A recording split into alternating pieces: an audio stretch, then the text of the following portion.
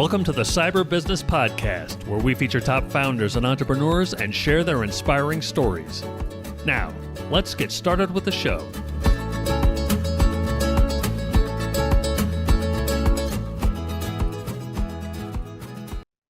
Matthew Connor here, host of the Cyber Business Podcast, where we feature successful business leaders, top law firms, green energy companies, and more. Today, we're joined by the founder of Opta Financial and the author of Playing the Wealth Game, The Strategies Behind Financial Moves That Win, Freddie Rappina. Freddie, welcome to the show. Thanks, man. Thanks for having me. Thanks for coming on. Before we get too far in, a quick word from our sponsors. This episode is brought to you by cyberlynx.com. That's cyberlynx.com. Do you know if a hacker's in your system? Most people and most companies don't until it's too late and a hacker's already done damage. A hacker's job is to bypass your security, so companies need a way of knowing when someone's gotten past their security. That's where CyberLynx intrusion detection comes in. With our 24/7 security operations center, we use a combination of AI and cybersecurity technicians to see when a hacker successfully bypassed your security. So if a bad guy gets past your security, we'll know right away and be able to kick them out. Find out more at cyberlynx.com. That's cyberlynx.com. And now back to our show. Freddie, all right. So you've got your book coming out on June 17th. Tell us about it. What's the story here? Well, the book, it's a self-discovery book in personal finance. And by the end of the book, people should understand whether they're playing what I call checkers or chess. Checkers would be what the traditional middle-class financial planning model is, and chess I refer to as what the wealthy do and what the how the wealthy approach finance, and and whether people want to change or not, right? So, and I don't say there's anything wrong with playing checkers. You can be happy, you can have a nice life, you can retire, see the grandkids, all that stuff. It's just that becoming wealthy part is probably not going to happen playing checkers. If that's a goal of yours, then at some point you have to switch over to chess, which has a whole different set of rules and things and things to do. So that is the biggest biggest difference between the two.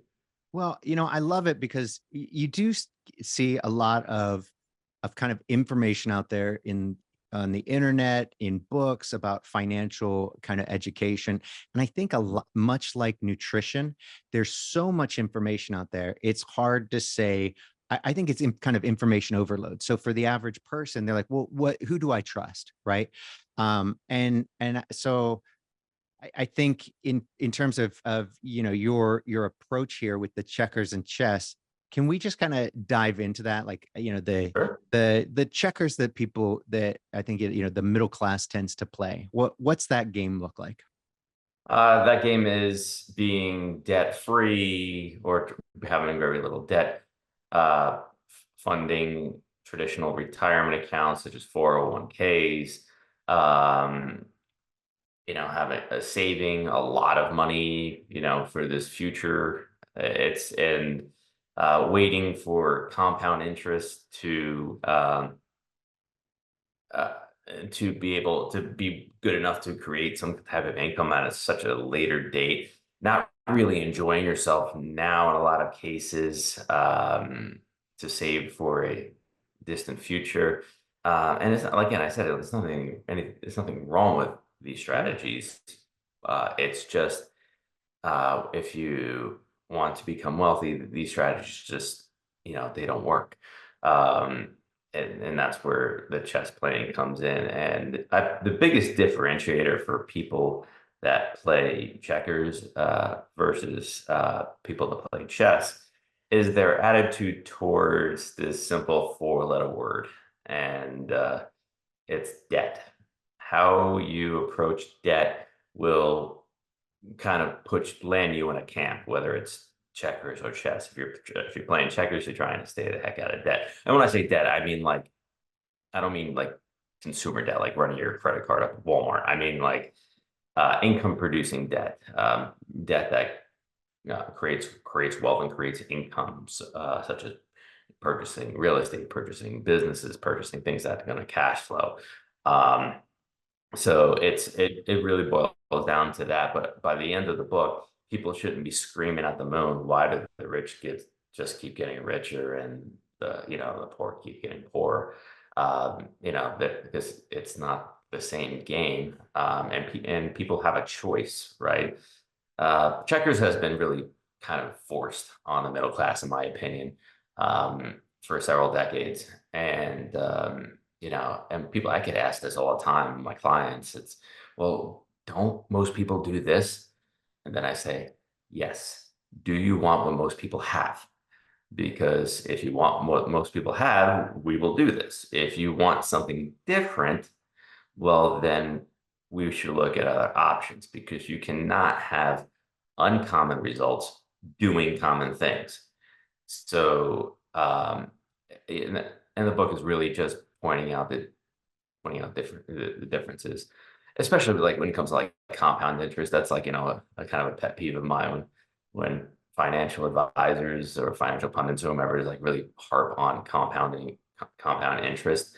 Um, the, the problem is a compound interest. Compound interest is math, right? It's irrefutable. Yeah. The problem is that people just don't live long enough Right. for compound interest to work the way people want it to. Okay, especially if you're starting out with a low number, right? Yeah. I have a saying in the book: if you lived 900 years like Yoda did, compound interest would be just fine, Yeah. because by your 400th year, you'd probably be extremely wealthy. Um, but here in this lifetime, with only so many sets of 10, it's it's not likely going to work No, that's a by great point. itself. By itself. Yeah, 100%. I mean, it makes perfect sense. And if you're talking generationally, sure. But not a lot of people, especially middle class, take that sort of long-term planning to their finances, where they're setting up their grandchildren and their great grandchildren, like the Rockefellers. So it's not, or Vanderbilt, right? There's not that sort of focus. Well, and I think a big reason for that is because they feel like they would have to sacrifice their own lifetime Yeah. for the next, and that doesn't have to be the case. Um, you have to switch. You probably have to switch the game you're playing, right? You probably have to switch from checkers to chess. Um, and you mentioned the Rockefellers. I mean, that's of course an ultimate example. But people can do it on a much smaller scale. You don't have to beat the Rockefellers to do what the Rockefellers did. Yeah. Um, but in finance, there's this, I don't know, this dynamic where the two different games are being taught, right? And they're not a scaled down version of another game. So like my example is, I'm a baseball guy, right? Big baseball guy. And I coach right now 13U baseball, right? The fundamentals that myself and other coaches teach the 13U baseball players are the same fundamentals that the major league players use. They're not different. The scale is way different, right? And the expectations are way different between a 13-year-old team and a major league team, right? But the game is the same. Unfortunately, in personal finance, there are two different games being played. So, and you can't go, playing checkers extremely well will not make you a good chess player. It just won't. Well, let's dive into the other game now. So we talked a little bit about checkers. Now, chess. What does that look like? Chess, it kind of flies in the face of checkers a lot, right? And when you're playing chess, you're using leverage, you're using debt correctly. Debt is like fire. If you use it correctly, heats your house, cooks your food. If you use it incorrectly, burns everything to the ground, right? So Well said. how you use debt will greatly affect how well you play chess. Okay. And using your assets to create more income. See, when in checkers, it's all about saving. In chess, it's about income, creating more and more income. It could be from different things. It doesn't always go from the same thing. Whether it's buying real estate, buying businesses, more portfolio income. It just really just depends on what you're into at that point. But real estate is definitely something that I think the average person should at least understand and know about, because it's something that I feel like most people could do. Right? Not everybody's going to be able to invent the killer app or start another Amazon company or something like that. Right? So, Right. yeah, having yourself play chess well is having the assets, but not using them, using them to be able to take out loans to buy cash flowing assets. That cash flow, some of it goes into your pocket, some of it goes into the accounts, which make the next round of loans bigger and can buy better stuff or bigger stuff. It creates more income, and this cycle just kind of continues.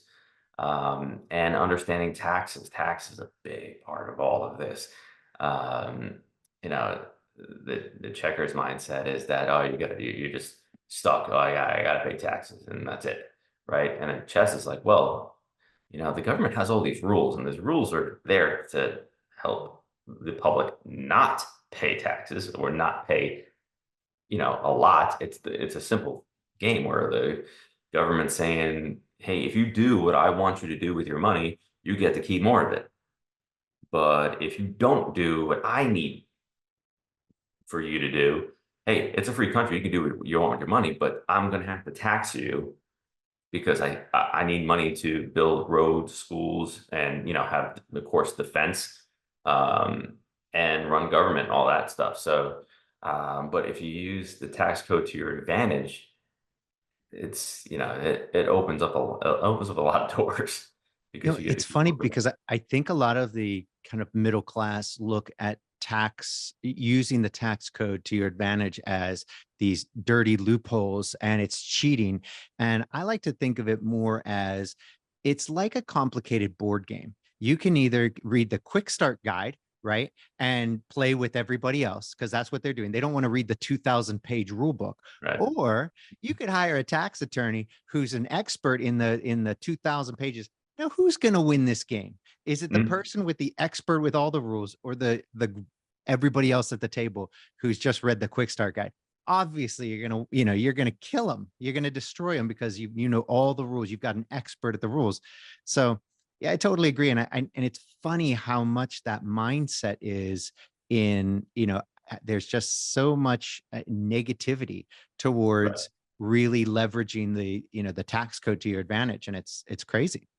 Yeah, I have a similar analogy where it's like, imagine you got a coupon in the mail to go to a store, let's say a sporting goods store, and you're like, oh, this is a good coupon. I'm going to go to the store. You go to the store, you pick out an item. Let's say it's 20% off, right? You go to the counter and you pay for your item. And the person behind the counter says, thank you very much for coming to our store to pay for it. Have a great day. And then as you're walking out, there's another employee who scolds you for not paying full price. And you're like, wait, no, you sent me a coupon in the mail. You wanted me to come to the store. That was an invitation to come to the store and use the coupon to purchase an item because you're making money off of the item, right? But that's the weird situation in the United States right now where we have these advantages, these, in my opinion, like kind of like coupons, and but you get scolded if you use them. And it's like, well, there are loopholes. Loopholes is like the most overused word in my opinion when it comes to taxes because they're not loopholes. A lot of them, they're just rules. Yep. Like if you're not using the coupon, like that's Yeah. You shouldn't be But yelling at other people that do.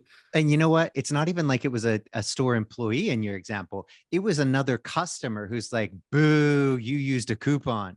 The But, store is like, yeah, good for you. They don't care. well, you get two different employees of the store. So my analogy, the Yeah, one employee is the government person who wrote the right. tax code to say you should use this coupon Yes. because it's going to be good for my store. The other employee is the other government official, and we hear him on TV all the time saying these Oh, people are using right, coupons right. to come into our store and Right. not Those paying full employees. Yeah. price. All right, Right, right. Those. so Yeah. and it's like, wait, this is why you gave me the coupon. Yeah. That's a great point. I love that. Yeah. Now that you explained who the other employee is, yeah, 100%. Totally. It's like, what? What are you talking about? In fact, are you part of the group that made the coupon? Like, come Exactly, on. right? Yeah, yeah. Yeah, that was your What are you whole doing? Yeah. whole point. No, good point. That's great. Okay, so interestingly, and speaking of TV, there's some pretty famous financial advisors out there who are very adamantly against debt at any cost. And I've always found that absolutely insane.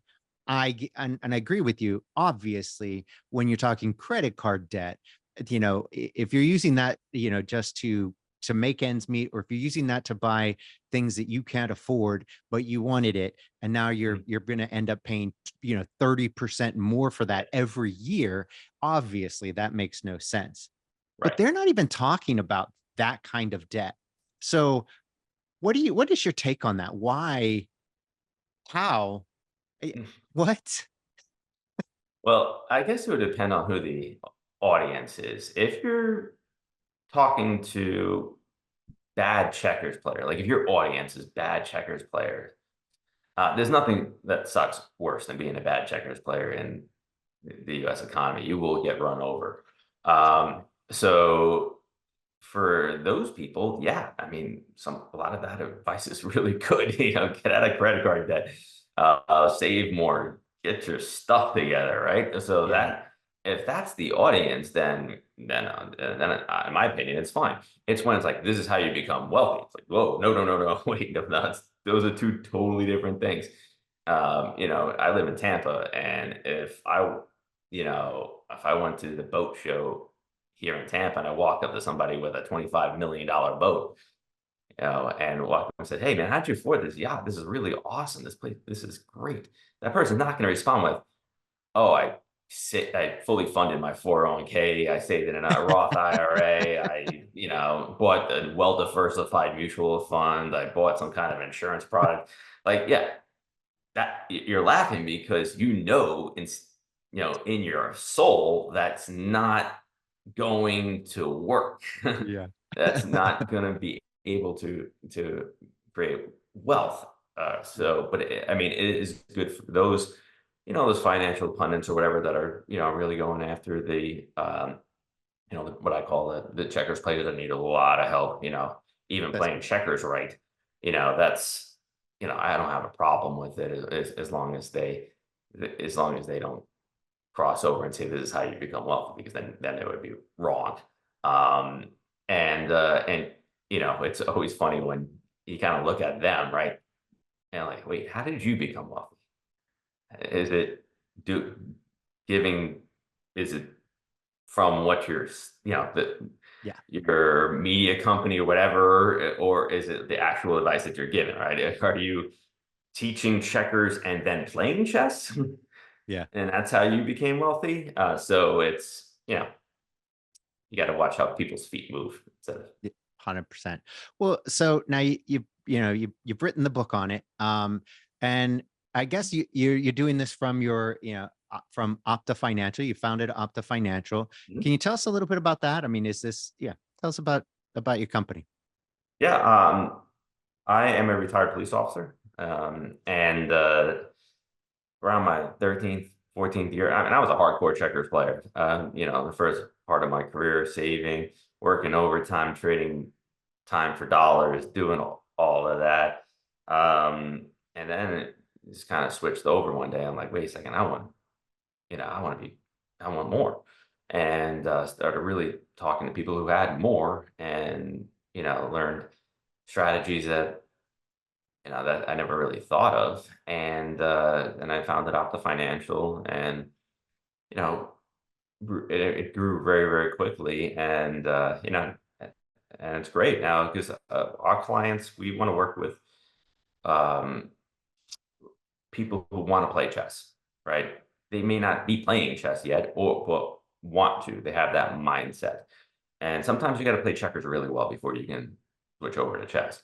Um, but especially that person who has is like mid-career and they've saved a ton of money. Maybe they're a doctor or something like that, a lawyer, I don't know, make it some kind of profession, right, where they're making very little in the beginning. They were a residential, in the residency, and they're like, oh, this will all be worth it when I'm 35 years old and making $400,000 a year or something like that, right? Mhm. And then they got the 35 and making $400,000 a year, and they're like, why why am I not wealthy?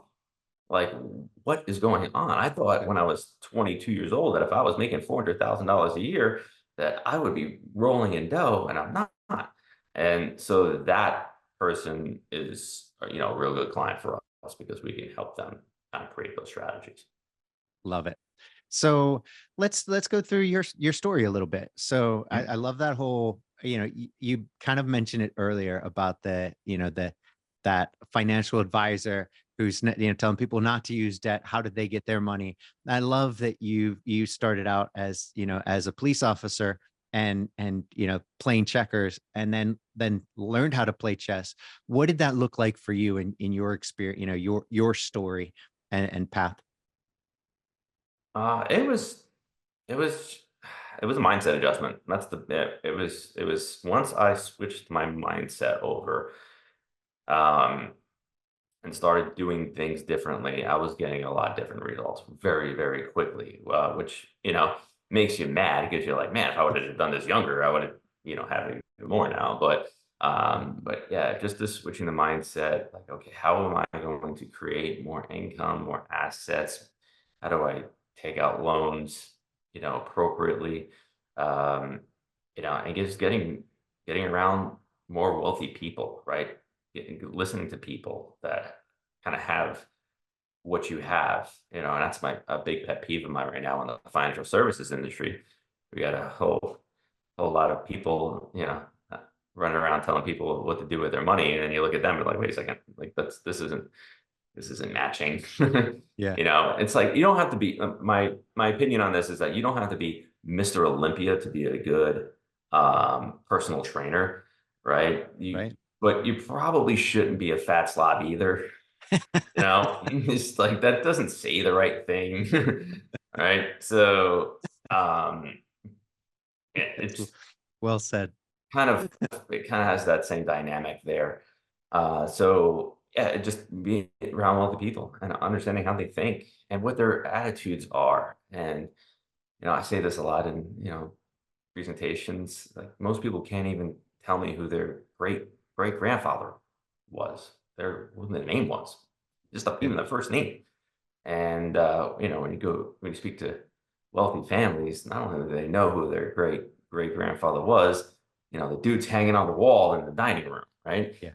And they can go through the whole story on how their family came into money and was able to keep it. But unfortunately, in the middle class, like just two generations, and you're forgotten in time. And the wealth gap, that's another big pet peeve of mine. Like the wealthy just keep getting more wealthy. The wealth gap is just continually to divide, and everybody's still thinking doing the same thing will, have a different result. And people are just standing online at that slaughterhouse and wondering, why things are going wrong. It's like you got to stop doing what you're doing. Um, Yeah. if you want different results. And we've seen, especially over the past 40 years, during my lifetime, the wealth gap is completely, separated. And I want to help people. I want to help shrink it as much as I could possibly can by having people understand there's two games. And if they're comfortable and happy playing checkers, there is nothing wrong with it. Yeah, there's nothing wrong with it. Just understand you won't become wealthy. Yeah, If that's the goal for you, then chess is a better game for you. I love it.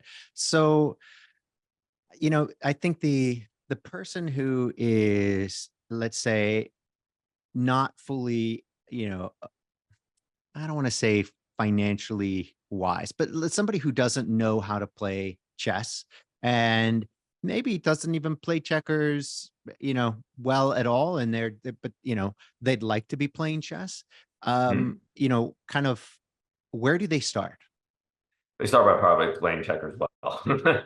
Yeah, that's making sure they're not in the bad, crazy debt. Not they start building their savings, building their assets, building things that are going to be attractive if they want to play chess. The biggest goal, in my opinion, is being very attractive on paper to a lender.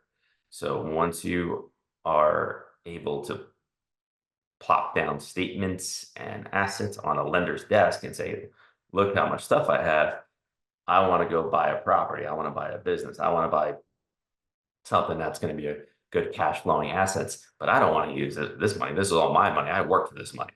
I want you to go in that back vault back there and get me, get some money out of there and give it to me. And I'm going to pay you back with the income from whatever asset I'm going to purchase. And I'm going to keep my money, and my money is going to grow with with the asset and with compound interest and everything else that's going on with the assets that I worked for. I think that's the biggest mindset difference. You know, And I think there's a big leap. I would say, going from that checkers to chess game, because you've squirreled away all those assets. You've worked very hard for a very long time. You've gotten to the point where you're like, we've got some stability here. Now you're proposing that we put that all on the line to go get a loan for a property that hopefully cash flows us money. But what happens if it doesn't? well, there's risk in doing nothing too. So there is risk whether you go purchase the cat. Now the property has to be the right property. It's not just any property, right? Um, but you have your all. If you're just going to leave it all in those statements, the market can go down. Things can go bad. Like you can lose your job, and then everything's really in trouble, right? So I feel like there's more risk in checkers than there is in chess, Well, I right? feel that it's funny because I feel the same way. People often talk about how they could never start a business because of the risk, because what happens if it doesn't, and somehow they think that they're safe in their job when they could be fired at any Right. time for any reason. At least Mhm. with your business, you're in control of that. While there may be risk, once you've built up enough knowledge and understanding of the industry, your business, and everything, you can navigate it with great ease and success. And I think the challenge, for a lot of people, the working class, middle class checkers player, I think that's a nicer way of putting it, really. The checker players is getting enough information and getting comfortable enough with it. And I think it takes the combination of having the right people helping you, right? So people like, like Opta Financial, having a good advisor, educating yourself enough on it to where you feel comfortable, with the information and understand where this is going. And on top of that, and you hit on this earlier, the proximity, like hanging out with people who do likewise, who are where you want to be, doing those Mhm. things where you're like, well, look, Jane does this and she's doing great. Bob does this and he's doing great. And you're sitting around having dinner and talking with Jane and Bob and others, and they're like, yeah, this is great. And you see it as a reality. And I think the real challenge for people is that if all you are is around whoever you're around, when that's who you're around, that's what you are. That's what's comfortable. That's what exists. It's so, I think I could, I don't know if you do this at Opta, but I could almost see a real, a huge advantage to being able to have your clients kind of talking together and having successful people in. So having like these meetings where like, hey, we've got these new clients, they're trying to get comfortable with it, they're reading the books, they're getting there, and then meeting the Bobs and the Janes who are doing it to be like, well, this is a reality. This is what they do all day, every day, and kind of get into the, is that something that exists? And But it's a little tough when you have, we have, of course, have confidentiality rules with Mhm. all our clients, right? But I think it's important to realize in your in your example, uh, Bob and Jane are probably not any smarter than you are, Yeah, right? But they're at least willing to do something different. Like you say, take a risk. As you pointed out, that risk is, I think, higher on the checker side because you can get, fired, laid off, whatever, that's right. at any point, and the whole house of cards collapses when that Yeah. happens. But there's nothing, the whole having a job thing is, in my opinion, there are two good jobs. Two good jobs. First good job is one that pays a lot of money, right? A lot of money. This way, you can live off of a certain amount of it and then take that difference between what you're living on and still making and create a surplus where then you can buy cash flowing assets to eventually replace the income you're making from your job and eventually be able to leave your job if you don't like it, right? That's a good job. Second good job is a job that maybe doesn't pay very well, but provides good education and or training to you for in a short period of time, maybe a few years, but like a reasonable amount of time, can then start your own version of that job or your own version of that business. You can open up a business to compete with your former employer, right? So an example of that is like Starbucks, right? If you're the manager of a Starbucks and you learn how to run a great coffee shop, and then you build enough assets where you can then open up your own coffee shop, around the corner. Yeah, like, yeah, you're competing against Starbucks, but you're not really competing against Starbucks, right? Like, Connor's coffee shop is not competing with Starbucks, right? That's So, right. but now it's different because now you're the owner, you're running it, you're doing the same job, but you're hopefully creating more income for yourself. So, in my opinion, those are the two good jobs, and eventually having even more coffee shops where you're kind of a absentee owner or semi-absentee owner where you're hiring people to run it like that. That's those are my opinion the good business. The ones where you're just kind of buying a job and you're working a job and you're making almost just as much as you were when you were an employee, and now you have all the stress of the whole business. That's probably not a great spot either. Yeah, no, and that happens to a lot of people because, and it's very understandable because let's say you make fantastic cookies and everybody's like, you should sell these. So you're like, yeah, you try it and you start selling them and that's going well. And so you're making enough money to quit your job and you open up your shop and you're just selling cookies. There's a huge, you go ahead. All right. While if we're making money selling cookies and we have a job that's paying all the bills and doing all the stuff, right? What we could do is use the income from our side hustle, our cookie sales, right? Get enough of that surplus to then go buy the cash flowing asset, Mhm. right? The property or whatever that's going to create more income for ourselves. So we have a backbone before we go open up our own cookie shop. That's brilliant. Right? So it's just don't just we want to have that little bit of a safety net, right? We want to have that bridge, even if it's as bad as the bridge was in the Temple of Doom, it still was a bridge, and and we can improve on that bridge over time, right? It's better than nothing. Yeah, great reference. Love it. Well, look, this has been absolutely fantastic, really eye-opening. I'm looking forward to your book coming out on the 17th, right? June 17th, is it? Yes, June 17th. Fantastic. And before we go, can you tell everybody where they can find out more about you, where they'll be able to get and where they'll be able to get a copy of your book? You can get a copy of the book at playingthewealthgame.com. right now it's in pre-sales. So the printed copy is, I think it's like $16.99 or so. But the ebook version, I'm basically giving away for 99 cents right now. Because again, it's not all about making the revenue off of the book. It's about getting that message out. And I want to make sure that people understand that there are two games, and if you are playing checkers and you want to switch to chess, because chess is what the wealthy do. Chess is what the financial companies are doing, which makes me laugh when people don't realize that. They're not waiting around for 30 years for compound interest or any of that other stuff to help them create more wealth for themselves. Now they're buying the assets.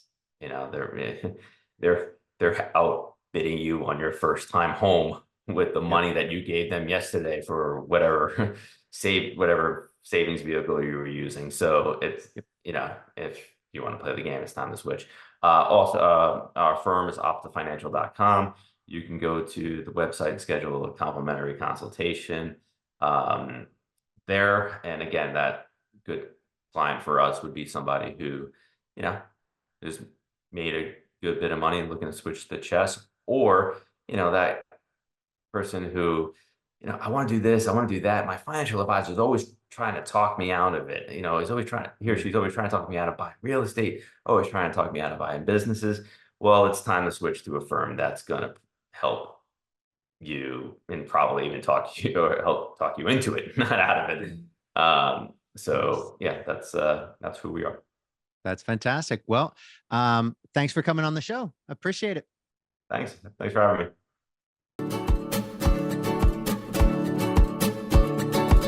Thanks for listening to the Cyber Business Podcast.